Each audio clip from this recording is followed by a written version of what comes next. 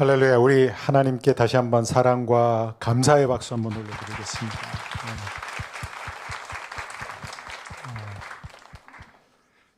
우리 가족이 나와서 기도하는 게 정말 저희 교회 시그니처입니다.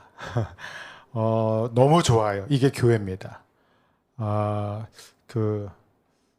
윤재랑 우재를 보니까 제 어렸을 때가 생각이 나요. 제가 교회 가서 하도 장난치니까 저 누구 아들이냐, 집안이 누구냐, 부모님이 누구냐 했는데 교회를 안 다니시는, 저희 부모님 그때 교회를 안 다니셨거든요. 저희를 교회 보내셨어요. 두 분이 골프 치시러 가시려고. 그래서 그 교회에서 열심히 부모님을 위해서 기도를 하기 시작했습니다. 정말 이 교회에서 우리 아이들이 마음껏 뛰놀 수 있는 것, 정말 이 올라와서 이렇게 장난치고 춤출 수 있는 것, 저는 그게 정말 아름다운 천국의 모습이 아닌가. 그러면서 이 아이들이 오늘 왜냐면 설교 주제랑 너무 맞거든요. 네, 우리는 계속해서 지금 율법과 약속의 관계를 지금 살펴보고 있습니다. 여러분 그 바울의 편지가 굉장히 어렵다는 거 아세요? 신약 성경에서 제일 어려운 책들이 전부 다 바울이 쓴 서신서들입니다. 이 바울이 없었다면은 과연 기독교가 오늘의 모습일까? 아닐 거예요. 어쩌면 기독교가 굉장히 유대교와 흡사한 그런 종교로 전락했을 것입니다. 그래서 어떤 학자들은 아예 바울이 바로 기독교의 창시자라고 말할 정도로 바울이 없는 기독교는 있을 수가 없다라는 것이죠. 바울만이 어떤 의미에서 예수님의 가르침과 구약 성경의 모든 가르침을 복음의 관점에서 제대로 해석한 사람이었습니다. 그러다 보니까 아무래도 이제 바울의 쓴 편지들, 그 글들이 좀 어려울 수가 있어요. 도대체 종교와 기독교의 차이점이 무엇인가? 기독교도 그냥 여러 종교 가운데 하나가 아닌가? 우리는 그렇게 생각할 수 있잖아요. 바울이 글이 저희한테만 어려운 게 아니라 그 초대교회 때도 바울의 편지를 읽으면서 힘들어하는 사람들이 많았습니다. 이게 무슨 얘기야? 알 것 같은데 이해가 안 되는 거예요. 그 가운데 한 사람이 바로 베드로였습니다. 사도 베드로는 편지를 쓰면서 베드로 전서와 후서를 쓰면서 베드로 후서에서 편지를 마무리하는 단계에서 이렇게 바울의 편지에 대해서 평가를 하고 있어요. 베드로 후서 3장 15절, 그것은 우리의 사랑하는 형제 바울이 자기가 받은 지혜를 따라서 여러분에게 편지한 바와 같습니다. 바울은 모든 편지에서 이런 것을 두고 말하고 있는데 이런 것이 바로 복음, 하나님의 은혜를 말하고 있어요. 그 가운데는 알기 어려운 것이 덜어 있어서 무식하거나 믿음이 굳세지 못한 사람은 다른 성경을 잘못 해석하듯이 그것을 잘못 해석해서 마침내 스스로 파멸에 이르고 말 것입니다.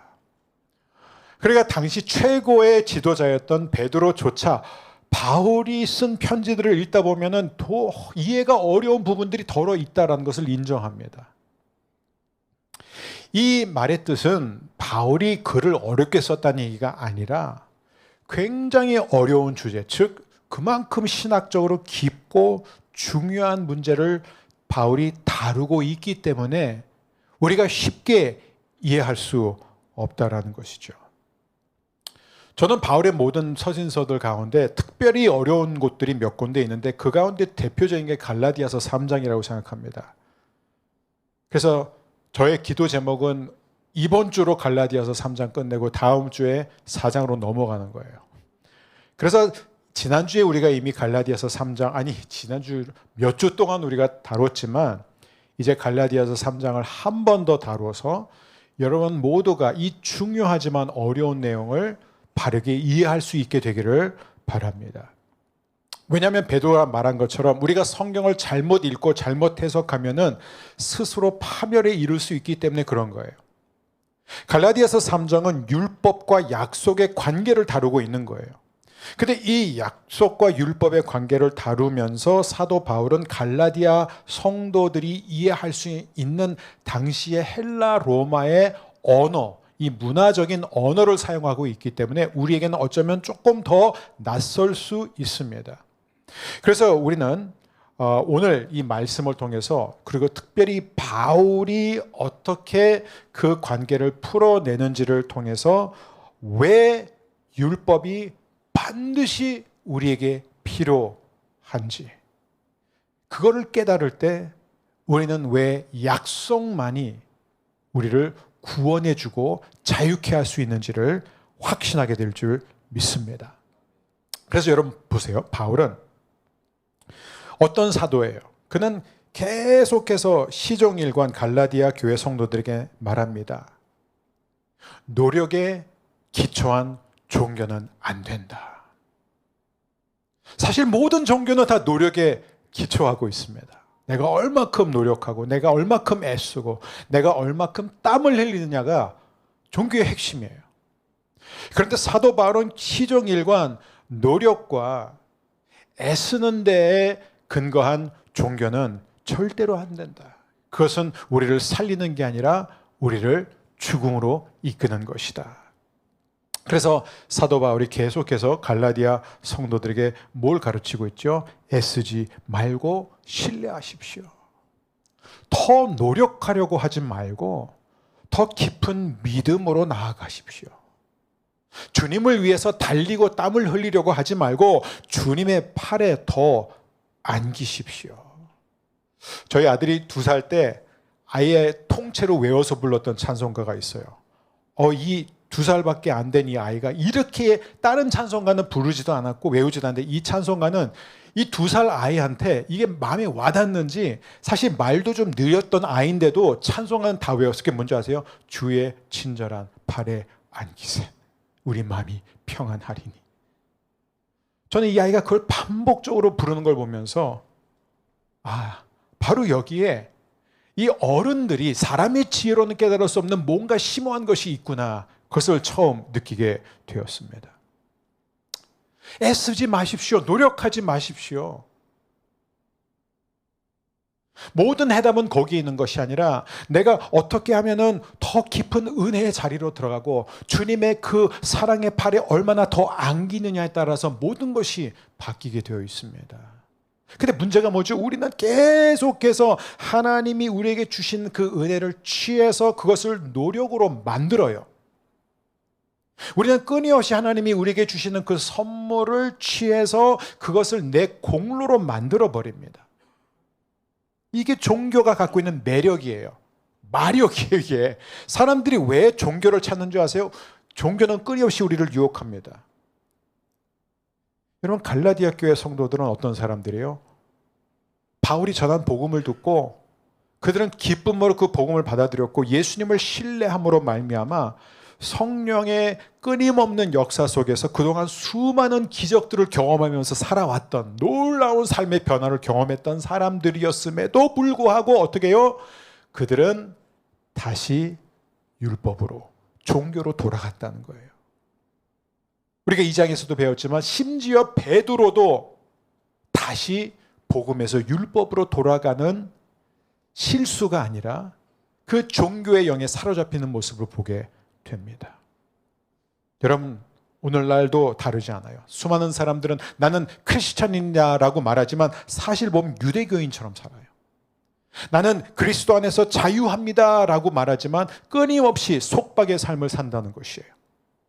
예수 그리스도를 믿음으로 출발했지만 이제는 예수님을 믿는 게 아니라 내가 스스로 한번 잘해 보겠다라는 거꾸로 가는 신앙을 생활한다는 것이죠. 자, 그렇다면은 여기서 이제 굉장히 중요한 주제가 있습니다. 질문이 있어요. 하나님이 바울을 통해서 계속 우리한테 노력하지 말아라, 애쓰지 말아라, 더 헌신하고 더 노력하고 더 네가 달린다고 해서 되는 것이 아니라 나를 신뢰해야 된다. 처음에 나를 신뢰했던 것처럼 지금도 앞으로도 계속해서 나를 믿어야 된다. 신뢰해야 된다. 내가 너에게 주는 은혜, 내가 너에게 주는 그 선물을 그냥 믿음으로 두 손을 벌려서 받아라라고 말씀하시는데, 그런데 왜 굳이 율법을 주셨냐 이거예요. 그게 문제라는 거예요. 그러면 율법을 안 주셨으면 되는 거 아니냐 이거죠. 선물로 충분하지 않았느냐 이거예요. 지금 이 바울이 말하고자 하는 게 아브라함에게 주신 그 약속으로 충분한 게 아니었느냐. 충분했다면 그것으로 끝났어야 되는데 왜 하나님의 430년 뒤에 거의 반천년 후에 굳이 율법을 주셨느냐? 왜 십계명을 주셨느냐? 그 십계명을 풀어서 설명한 게 613개 율법 조항이거든요. 그러니까 헷갈릴 수밖에 없는 거예요. 아니 믿기만 하면 된다면서요. 선물이라면서요. 은혜라면서요. 근데 왜 자꾸 우리에게 계명과 규정을 주십니까? 그러니까 많은 사람들이 기독교를 오해해요. 기독교는 열심히 말씀대로 살고 계명을 지키고 착하게 살고 선하게 살아야지 구원받는다는 메시지로 그렇게 오해하는 사람들이 굉장히 많습니다. 결코 그렇지 않다는 것이죠. 그래서 사도 바울은 오늘 율법과 약속 사이의 관계를 자세히 설명함으로써 오늘 우리에게 주는 가장 중요한 진리는 이것입니다. 오늘 말씀의 제목이에요. 저를 따라해줘요. 율법은 가두지만 약속은 풀어준다. 그렇습니다. 율법은 우리를 가둡니다. 그게 율법이에요. 그게 첫 번째. 두 번째 메시지, 약속은 우리를 풀어줍니다. 세 번째, 그 결과는 우리가 그리스도 안에서 하나 된 새 사람이 되는 것이에요. 그 세 가지 중심으로 여러분과 함께 오늘 말씀을 살펴보고자 합니다. 19절에서 가장 먼저 사도 바울은 그런즉 그렇다면 하나님이 왜 율법을 주셨습니까? 라는 질문을 던집니다. 19절 말씀을 보면 율법은 약속을 받으신 그 후손이 오실 때까지 범죄들 때문에 덧붙여 주신 것입니다. 우리가 지난주에 이미 살펴봤지만 복습 차원에서 제가 좀 더 부연 설명을 하겠습니다. 율법이란 게 뭐예요? 임시적인 장치라는 거예요. 일정한 기간, 때까지만 효력을 갖고 있습니다. 잠시 동안만 유효해요. 마치 초등학교를 다니고 중고등학교를 다닐 때 여러분 아이들이 대부분의 학교는 교복을 입도록 하죠. 그죠? 교복뿐만 아니라 여러 가지 규정이 있습니다. 교복을 입지 않는 학교들도 옷은 어떻게 입어야 되고 뭐 그런 규정들이 여러 가지가 다 있어요. 옛날에는 뭐 규정들이 굉장히 많죠. 머리에 대해서도 굉장히 규정이 많았습니다. 학교에 가져올 수 있는 것 없는 것 뭐 전부 다 규정들이었어요. 부모가 자녀를 키우면 뭘 하죠? 어쩔 수 없이 아이들한테 사사건건 이러면 안 돼, 저거는 만지면 안 돼, 여기선 조심해야 돼, 이거는 뜨거워, 이거는 위험해, 이거는 아야 해서 계속해서 이 아이와 거의 이 어린 아이일수록 그냥 따라다니면서 일일이 다 개입하고 가르쳐줘야 되는 거예요. 규정이 많을 수밖에 없는 거예요. 근데 중고등학교를 졸업하고 대학을 가면 대학에서도 교복을 입으니까 모르겠어요. 저는 교복 입는 대학은 아직 들어본 적이 없는데 왜요? 자유를 준다는 거. 너가 이제 크지 않았냐? 이제는 성인이 되었다 이거예요. 이제는 책임을 질 줄 아니까 스스로 알아서 잘 입고 수강 신청도 하고 수업을 듣고 그렇게 하라는 거예요. 그리고 여러분 이제 박사 논문을 써보신 분은 아시지만 이 논문이 왜 힘든 줄 아세요? 혼자서 다 해야 돼요. 물론 지도 교수가 있지만 자기가 자기와의 싸움에서 이겨내야 되는 거예요. 아침에 정해진 루틴을 따라서 그 논문을 진도를 내기 위해서 자기가 모든 걸 계획하면서 연구하면서 그렇게 해나가는 게 결코 쉽지가 않습니다. 홀로 싸우는 아주 고된 싸움이라는 것이죠. 그러니까 어렸을 때는 규정이 많이 필요하지만 자라나면서 그 규정의 필요성은 점점 없어지는 것을 우리가 이 땅에서도 경험하게 되죠.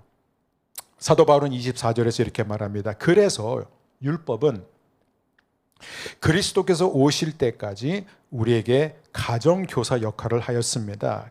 그것은 우리로 하여금 믿음으로 의롭다고 하심을 받게 하시려고 한 것입니다. 이게 굉장히 중요한 정점이에요. 오늘 메시지에. 자, 율법은 우리를 장성케 하기 위해서, 우리를 성숙하도록 이끌기 위해서 하나님께서 잠시 주신 가정교사라고 사도 바울이 말하고 있어요. 이 가정교사가 헬라어로 파이다고고스라는 거예요. 파이다고고스에서 나오는 페다거지라는 단어가 나와요. 여러분 좀 영어 좀 아시는 분들은 아시겠지만 이게 바로 교육법이라는 오늘날 소위 우리가 말하는 교수법, 교육학, 교육 방법으로 페다거지라고 말합니다. 그러니까 이 페다고고스는 뭐냐면 파이돈이라는 어린이 단어와 아고, 그 어린이를 이끌다라는 게 바로 이 페다고고스예요. 그러니까 여기서 유리한 단어가 뭐냐면 당시 헬라 로마 사회는요. 바울이 지금 갈라디아 지역의 성도들한테 이 편지를 쓰고 있는데 그들이 익숙한 헬라 로마 문화에서는 부유층에서는 아버지가 자녀를 직접 훈계하지 않았습니다. 아니 아버지가 직접 자녀를 가르치지도 않았어요. 엄마도 하지 않았어요. 누가 했냐? 종이 했습니다. 노예가 했어요. 그걸 다 노예한테 맡깁니다. 그래서 그 노예는 그 종은 아예 이 아이를 책임지고 이 아이가 성숙한 사람, 성장한 사람이 될 때까지 성인이 될 때까지 아예 전권을 부여받아가지고 뭐든지 다 할 수 있었어요. 한 가지만 못했어요. 죽이는 건 안 돼요. 목숨을 빼앗아가는 것 외에는 아주 엄하게 이 아이가 어떻게 해서든지 성숙하고 건강한 사람이 될 수 있도록 끊임없이 가르치고 훈육하고 체벌도 했습니다. 그건 아버지 몫이 아니었어요. 그게 당시 헬라 로마 사회였다는 것이에요. 그래서 사도 바울이 뭐라고 말합니까? 이 아이가 장성할 때까지는 잠시 가정교사가 필요했는데 이 아이가 성장하고 나면은 이 가정교사는 이 아이를 아버지에게로 인도합니다. 그러면 이 아버지가 이 아이를 받으면서 처음으로 아들로 인정했어요. 그거를 통해서 그리스도께서 오시기 전까지는 우리는 율법이라는 가정교사의 엄한 통제를 받았지만 그러나 그리스도가 오신 이후 우리는 이제 더 이상 율법의 통제 아래 있지 않다는 것을 밝히고 있습니다. 그래서 죄는 무엇이냐? 여기서 나와 사도 바울이 말한 것처럼 우리의 이 범법, 우리의 죄, 우리가 얼마나 죄를 졌는지를 그를 폭로하기 위해 있는 것이다 이거예요. 19절에 범죄들 때문에 덧붙여 주신 것입니다. 또 22절에는 그러나 성경은 모든 것이 죄 아래에 갇혔다고 말합니다. 여러분 속도 카메라를 한번 생각해 보세요. 여러분 속도 카메라가 참 재밌죠, 그죠? 와 60으로 달리다가 갑자기 30 속도 카메라 나면 모든 차가 브레이크를 밟습니다. 그리고 카메라가 끝나기가 무섭게 지나치면 바로 또 확 악셀을 밟고 이게 우리나라에서 흔히 볼 수 있는 거죠. 가속 카메라가 없었으면요. 내가 지금 과속을 하고 있는지를 어떻게 알아요? 기준이 있잖아요. 여기는 학교 근처이기 때문에 여기는 주택가이기 때문에 30 이상 밟으면 안 된다. 그래서 저는 항상 안전하게 28, 29로 통과를 하고 제 아내는 35로 통과를 합니다. 제가 항상 35는 위험하다고 강조를 하는데 이게 괜찮대요. 저는 괜찮은 것 같지 않아요. 어쨌든 간에 저나 아내나 둘 다 범법자예요. 왜요? 카메라 앞에서만 속도를 지키기 때문입니다. 여러분 웃지 마세요. 여러분 다 마찬가지 아니에요. 과속 카메라가 결국 우리에게 깨우쳐주는 건 뭐예요? 우리가 지금 잘못하고 있다는 것을 알게 해주는 거예요. 네. 여러분 여기서 사도 바울이 말한 것은 성경은 모든 것이 죄 아래 갇혔다고 말한다는 거예요. 여러분 한번 생각해 보세요. 여러분이 누군가를 우리가 어떤 사람을 풀어주고 싶으면은 그 사람이 감옥에 있는 사람이 갇혀 있는 사람이어야 풀어줄 수 있지. 지금 자유로운 사람을 뭘 풀어줍니까? 그러니까 우리는 그렇게 생각할 수 있잖아요. 하나님이 우리를 약속으로 풀어주는 건 고맙지만 왜 애당초 왜 율법을 주셔가지고 우리를 감옥에다 쳐넣으셨어? 풀어주기 위해서 우리를 쳐넣은 거야? 우리는 그렇게 생각할 수 있고 하나님 괘씸, 하나님 고약하시다. 우리한테 이렇게 일부러 감옥에 쳐넣게 해서 갇혀가지고 그 다음에 풀어주는 게 그게 뭐가 땡큐냐? 여러분 지금 사도 바울이 말하고자 하는 것은 무엇이죠? 사람을 풀어주기 전에 먼저 가둬야 되는 것은 뭐냐면 하나님은요 우리를 모든 죄와 사망의 권세에서 건져주시길 원하세요. 하나님은 우리를 죄의 속박에서 건져주길 원하세요. 그렇게 하려면 하나님이 우리를 용서해 주셔야 됩니다. 근데 하나님이 우리를 용서해 주시려면은 먼저 뭐가 필요해요? 내가 잘못했다는 것을 알아야 됩니다.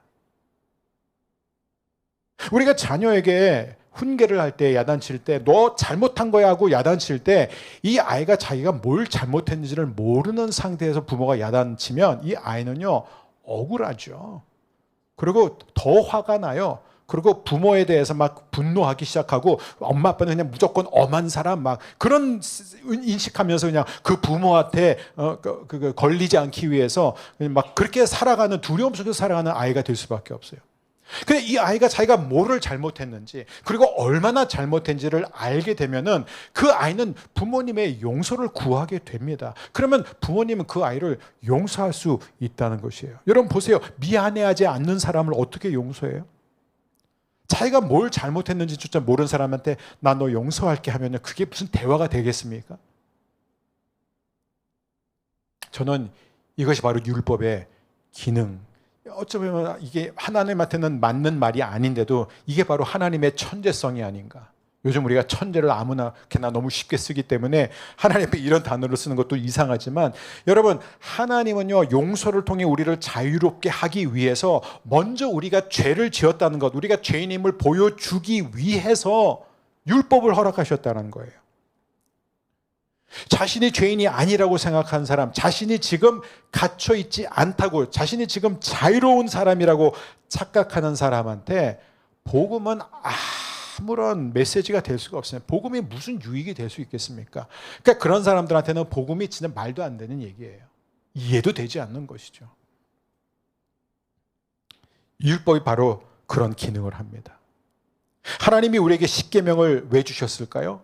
너희들이 내가 너희들로 하여금 어떻게 하면 착하게 살고 의로운 사람이 될 수 있는지 가르쳐 줄게. 10개 계명을 줄 테니까 그걸 지켜. 그거 지키면 내 자녀가 될 수 있고 천국에 올라올 수 있어.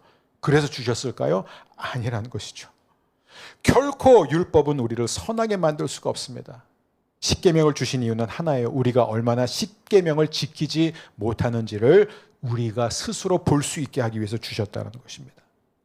그래서 여러분 저는요 우리가 성경을 바르게 읽고 있느냐 아니면 잘못 읽고 있느냐 어떻게 할 수 있냐면 성경을 읽을 때 제대로 읽는 사람은요 자기가 겸손해지고 자기 죄를 보면서 하나님 앞에 하염없이 눈물을 흘리며 하나님의 용서를 구하게 돼요. 근데 성경을 잘못 읽는 사람은 저 사람이 생각나고 이 사람한테 이 말씀을 전해야겠다 그러고 이게 많은 목회자들, 설교자들이 빠지는 함정이에요. 자기는 회개하지 않으면서 다른 사람들한테 회개를 강요한다는 것이죠. 여러분 성경을 제대로 읽는 사람은 절대로 교만해질 수가 없습니다. 성경을 제대로 읽는 사람은 내가 십계명을 이만큼 지켰고 내가 하나님의 말씀을 이만큼 지켰기 때문에 내가 저 사람보다 더 나은 사람이지. 이것은 완전히 성경을 지금 잘못 이해하는 것이에요. 성경은 특별히 하나님의 율법과 모든 십계명은 내가 얼마큼 잘 지키냐에 따라서 하나님과 얼마큼 가까워지냐가 결정되는 것이 아니라 내가 얼마큼 잘못하고 있는지, 내가 얼마나 하나님의 용서와 구원과 은혜가 필요한지를 가르치는 것입니다. 저는 여러분 모두에게 이 동일한 말씀의 영이 임하기를 축복합니다. 그래서 바울은 뭐라고 그러죠? 하나님은 우리를 선하게 만들기 위해서 십계명을 주신 것이 아니라 우리가 악하다는 것을 보여주기 위해서 그리고 더 나빠지지 않게 되도록 주신 것이다. 이게 바로 죄를 억제하는 또 하나의 율법의 기능입니다. 여러분 그래도 과속 카메라가 있으니까 그렇죠? 30인 지역에서 100으로 달리는 차를 그건 미친 사람이죠. 그렇죠? 30이라는 규정에서 한 35, 40, 45까지는 그래도 뭐 과속으로 보지만 그런 지역에서 70, 100으로 달린 사람은 그건 정신 나간 사람이죠. 기준이 있기 때문에 죄를 어느 정도 억제할 수 있다는 거예요. 사람들이 그 법을 다 지키는 않지만 그래도 위험 지역에서는 그래도 학교가 있고 아이들이 있는 지역에서만큼은 우리가 죄를 억제할 수 있다는 거예요. 여러분 이 유명한 얘기 들어본 적 있으시죠? 선생님은 혹시 감옥에 가본 적이 있습니까? 라고 누가 질문했어요. 그는 대답하여 아니요, 저는 감옥에 간 적이 없습니다. 그래서 질문합니다. 왜요? 그랬더니 이 사람이 아주 지혜로운 대답을 했죠. 저는 한 번도 들킨 적이 없거든요. 그게 지금 사도 바울이 말하고자 하는 거예요. 여러분 예전에 고 하영조 목사님께서 그런 말씀을 하신 적이 있었어요. 여러분 지금 감옥에 가 있는 사람과 지금 여기에 앉아서 성령 충만하게 예배드리고 있는 저와 여러분의 유일한 차이점이 뭔지 아세요? 그쪽은 들켰고 우리는 안 들켰다는 거예요. 그런 얘기를 하신 적이 있었어요. 여러분 지금 사도 바울이 그런 얘기를 하고자 하는 것입니다. 즉 율법으로는 이게 가능하지 않다는 거예요. 저는 중고등학교를 이제 영국 학교 계열의 학교로 나왔기 때문에 제가 늘 들었던 얘기가 뭐냐면은 이거예요. 의회 법률로는 결코 사람을 선하게 만들 수 없다. 그걸 늘 들었어요. 그래요. 법으로는 사람을 선하게 만들 수가 없습니다. 법을 잘 만들면 사람이 선해집니까? 죄를 어느 정도 억제할 수는 있지만 결코 인간의 마음을 바꿀 수 없다라는 것이에요. 정리하자면은 율법의 기능은 과속 카메라랑 비슷해요. 두 가지예요. 내가 잘못했다는 것을 알게 해주고 내가 얼마나 자주 잘못하는지를 깨닫게 해 주는 것입니다. 그래서 사도 바울은 못을 박습니다. 율법으로는 아무도 하나님 앞에서 의로울 수 없다. 두 번째입니다. 약속은 우리를 풀어준다. 이게 바로 24절에서부터 27절의 내용입니다. 율법은 우리를 가두지만 하나님의 약속은 우리를 풀어줍니다. 여러분 1999년 26년 전에 있었던 아주 유명한 사건, 막 뉴스에서 연일 보도되던 사건이 있었는데 바로 탈옥수에 대한 얘기입니다. 탈옥을 했는데 이 신창원이라는 사람이, 신창원 맞나요? 예. 근데 907일 동안 도피 생활을 했어요. 대단하죠? 전국을 누비면서, 안 가본 데가 다 누비면서 907일 동안 뭐 경찰이 모든 인원을 동원해가지고 그걸 잡으려 했지만 결국 907일 만에 잡혔는데, 정말 재밌는 게 뭐냐면 잡혔을 때 기자들이 그에게 심정을 물었을 때 그가 했던 대답이 정말 인상적이에요. 뭐라 했는지 기억하시는 분 있으세요? 이렇게 말했습니다. 편해요. 마음이 편하다는 거죠. 도망자의 삶이 사는 게 아니라는 것이에요. 여러분, 이것이 바로 오늘날 많은 사람들의 영적 주소, 영적 현실을 보여주고 있어요. 자신은 지금 자유롭다고 생각해요. 자신은 지금 자신이 원하는 대로 가고 있다고 생각하고, 원하는 대로 살고, 원하는 대로 시간을 쓰고, 원하는 대로 돈을 쓰고, 원하는 목표물을 향해 나아가고 있다고 생각해서, 그래서 하나님 필요 없다고 그러고 하나님을 회피하지만 사실은 뭐예요? 영적으로 도망자라는 것이에요. 도망 다니고 있는 거예요. 판결, 재판을 앞두고 있는 상태입니다. 바울은 두 사람의 차이를 통해서 이것을 지금 설명하고 있습니다.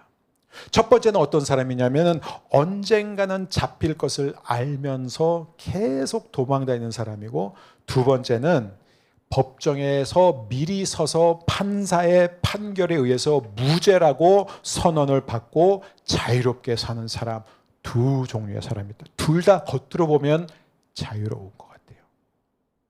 하지만 하나는 가짜 자유고 하나만이 진짜 자유입니다. 도망자는 겉으로는 자유로워 보이지만 사실은 늘 두려움 속에, 율법에 의해서 살아가는 사람은 늘 그 안에 두려움이 있는 거예요.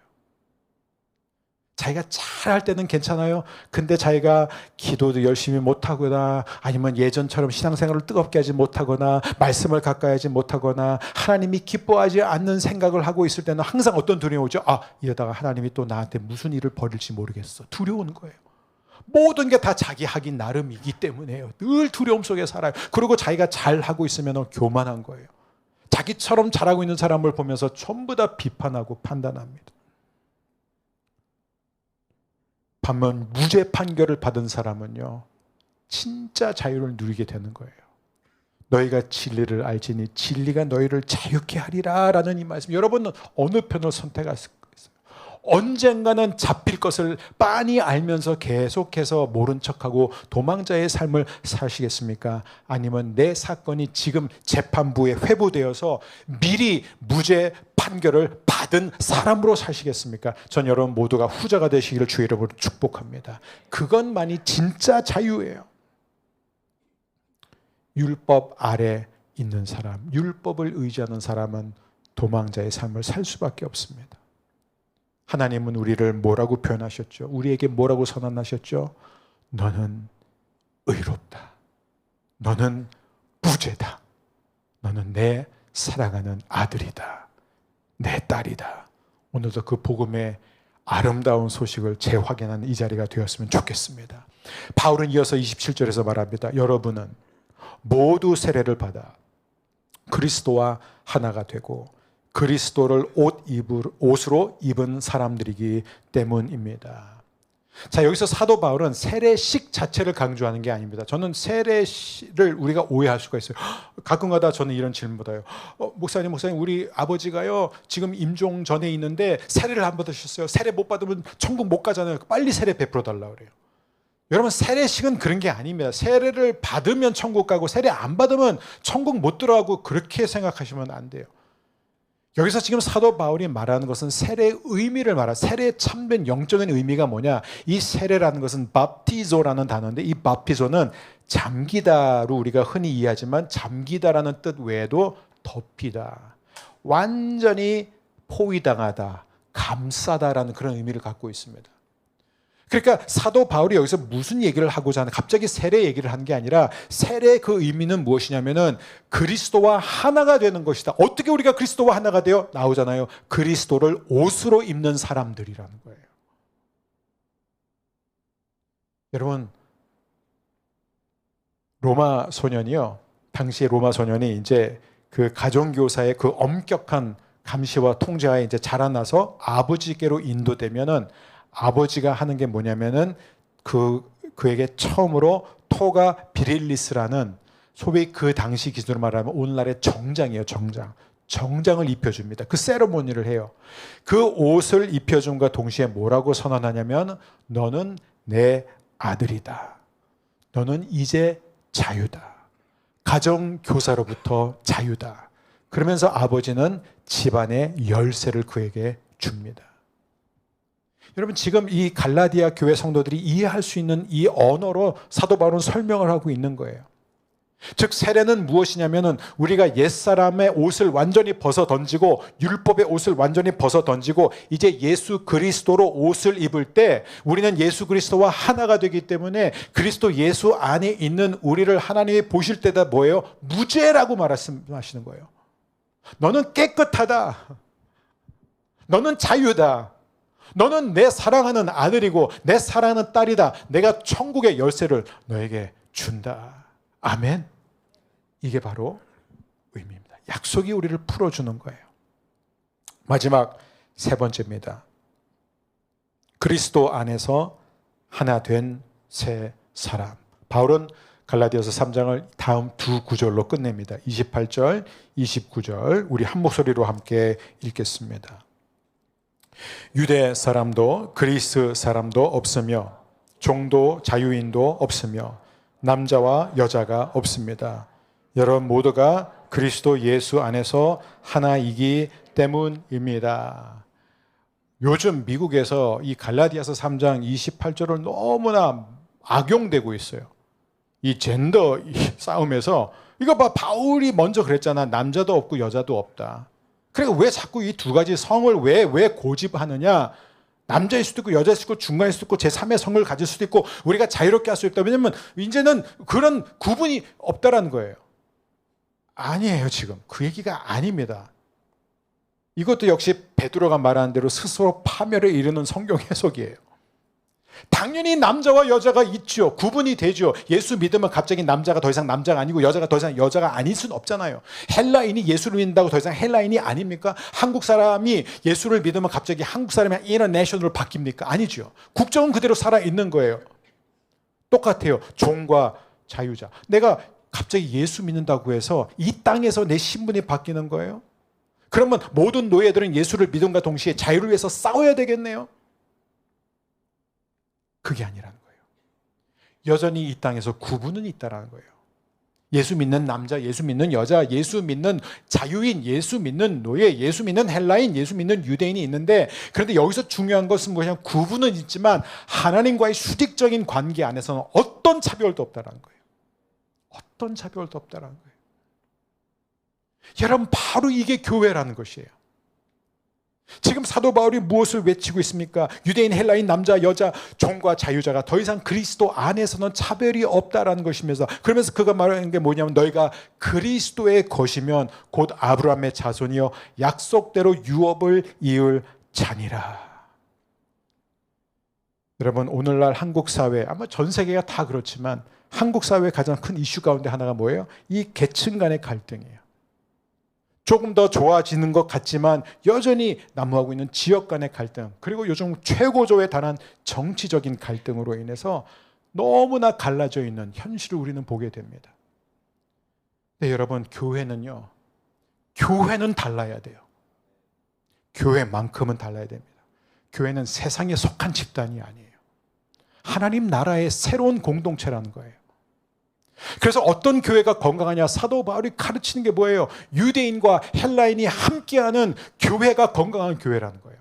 남자와 여자가 함께하는 교회가 건강한 교회라는 거예요. 노인과 젊은이들이 함께하는 교회가 건강한 교회라는 것입니다. 종과 자유자, 계급과 신분이 다 달라도 그들이 함께 예배하는 교회가 건강한 교회라는 거예요. 여러분, 모두가 다 비슷한 수준의 교인들만 모이는 교회, 모두가 다 같은 정치적인 성향을 가진 사람들이 모이는 교회, 모두가 다 같은 인종끼리 모이는 교회가 과연 하나님의 나라를 우리에게 보여주고 반영하는 교회일까요?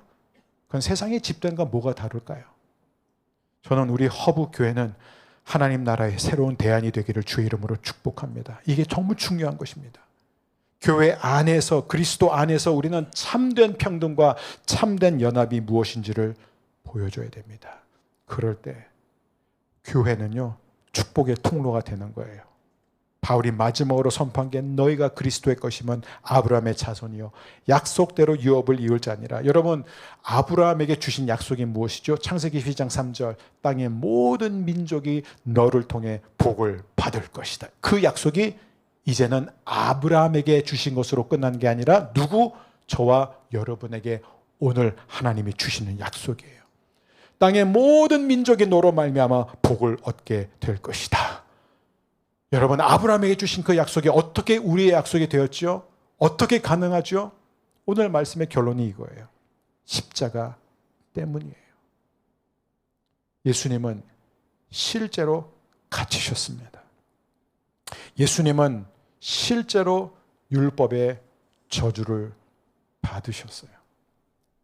예수님이 범법자로 역임을 당하셨기 때문에 저와 여러분은 이제 하나님 앞에 아들과 딸로 역임을 받게 되었습니다. 예수님은 실제로 입고 있었던 모든 옷을 발가 벗겨졌기 때문에 저와 여러분은 오늘 지금 예수 그리스도를 옷 입고 있는 것입니다. 예수님은 실제로 율법의 저주 아래서 죽임을 당하셨기 때문에 저와 여러분은 약속의 축복 속에서 자유인으로 살게 되었습니다. 여러분, 우리는 도망자가 아닙니다. 우리는 더 이상 율법 아래에 있지 않습니다.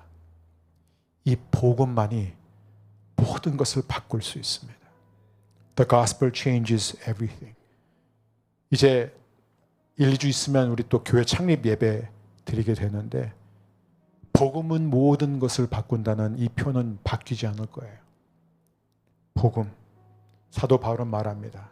더 노력하고 더 애쓰고 더 헌신해서 내가 스스로 잘해보겠다고 할 때 내 삶이 바뀌는 것이 아니라 우리가 더 깊은 믿음, 더 깊은 은혜, 하나님을 향한 절대적인 신뢰의 자리로 나아갈 때 우리의 삶은 놀랍게 변화될 줄 믿습니다. 오늘 말씀을 정리합니다. 율법은 우리를 가두지만 약속은 우리를 풀어줍니다. 율법은 언제나 우리의 죄를 드러내지만 약속은 우리를 의롭다고 선언합니다. 율법은 우리로 하여금 늘 도망자의 삶을 살게 하지만 그러나 약속은 참된 자유를 만끽하며 살게 해줍니다. 율법은 언제나 차별을 드러내지만 약속은 우리를 하나로 묶습니다. 저는 우리 협의한 모든 성도님들이 도망자가 아니라 자유인, 객이 아니라 하나님의 아들과 딸, 흩어진 개인자, 개별자가 아니라 모일 때마다 하나로 지어져가는 공동체, 그런 아름다운 교회가 되기를 주의 이름으로 축원합니다. 사랑하는 여러분, 말씀을 가까이 하십시오. 말씀을 가까이 해야지만 그 말씀 앞에서 내가 얼마나 잘못하고 있는지, 뭘 잘못하고 있는지를 매일 보게 됩니다. 그리고 갇힐 때, 그 율법의 판단 아래에 있을 때 우리는 비로소 용서를 구하게 되고, 비로소 은혜를 사모하게 되고, 비로소 예수님을 향해 달려나가게 됩니다. 이게 율법의 기능이에요. 빌리 그레이엄 목사님은 이렇게 말씀하셨어요. 10계명 설교할 때마다 그렇게 많은 사람들이 회심하더라. 왜 그런 줄 아세요? 10계명을 들으면 사람들이 다 찔리거든요. 나는 그렇게 살 수 없구나. 그리고 제가 성경 다음으로 좋아하는 책들 가운데 하나인 피터 테일러 포사이트라는 영국 신학자가 쓴 The Cruciality of the Cross, 십자가의 중심성이라는 책에 그는 이렇게 지적하고 있습니다. 오늘날 교회는 너무나 착하고 도덕적인 사람들로 가득 차 있다. 그런데 이들은 한 번도 정죄의 극심한 고통을 경험해 본 적이 없는 사람이기 때문에 한 번도 하나님이 주시는 용서와 자유의 희열도 경험해 본 적이 없는 사람들이다. 저는 우리 허북교회 모든 성도님들이 너무나 착하고 너무 신실하고 너무 아름다운 것에 대해서 감사합니다. 근데 저는 이것이 표면적인 것이 아니라 여러분 모두가 날마다 율법을 통과함으로 인해서 그 율법이 우리에게 주는 그 정죄 앞에, 그 말씀 앞에 낮아지고 겸손해지고, 그래서 우리가 날마다 은혜를 구하고 더 깊은 믿음으로 나아가고 날마다 복음으로 달려나가는 저와 여러분 되시기를 주의 이름으로 축복합니다. 우리 시간 자리에서 함께 일어나셔서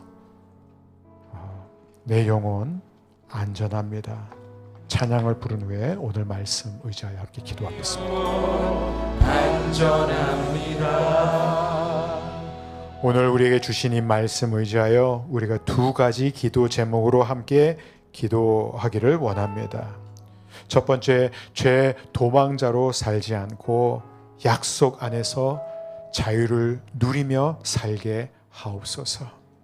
두 번째, 아브라함의 복을 받은 자녀답게 이웃과 열방의 복을 흘려 보내게 하옵소서. 우리 시간에 믿음으로 주님 앞에 기도하며 나아가겠습니다.